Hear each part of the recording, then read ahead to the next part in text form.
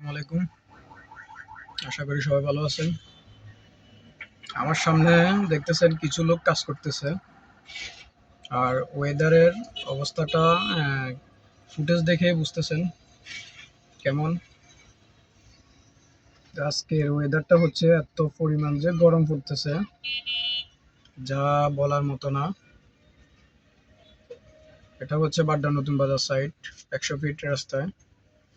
আমার সামনে হচ্ছে একটা ব্রিজ আছে। তো এই যে দেখেন, এই শ্রমিকগুলো হচ্ছে এখানে রাস্তা পরিষ্কার করতেছে। বালি পড়া আছে অনেকগুলো, বালিগুলো ক্লিন করতেছে।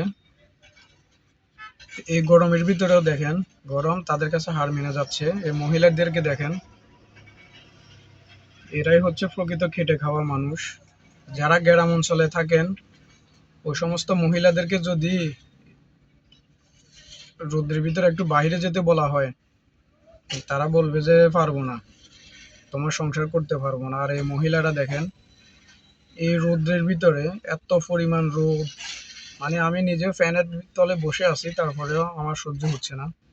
কিন্তু এই মহিলারা দেখেন, ঠিকই এই কাজগুলো করতেছে এই রোদ্রের ভিতরে। কোনো একটু ছায়া নাই। আপনারা একটু দেখেন, একটু ছায়া নাই, কিছু নাই। দেখছেন, কোনো গাছ নাই, একদম খোলামেলা। এখানে ওনারা হচ্ছে বসে বসে এই রাস্তা কাজ করতেছে। শুধু এনারা না, আরো আছে। এই যে এই পাশে যে আরো 3 জন ভাই আছে, তারাও কিন্তু এই রাস্তা ক্লিন করার কাজ করতেছে। দেখছেন, এত পরিমাণ গরম পড়তেছে, তার ভিতরেও কাজ চলে।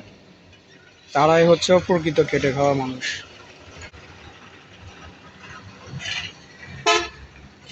তো আরেকটা জিনিস হলো, এই ব্রিজের ডিজাইনটা অনেকটাই সুন্দর। এখানে বিকেলবেলা হলে অনেক মানুষই ঘুরতে আসে। অস্থির একটা সিনারি, বাইরের কান্ট্রির মতো।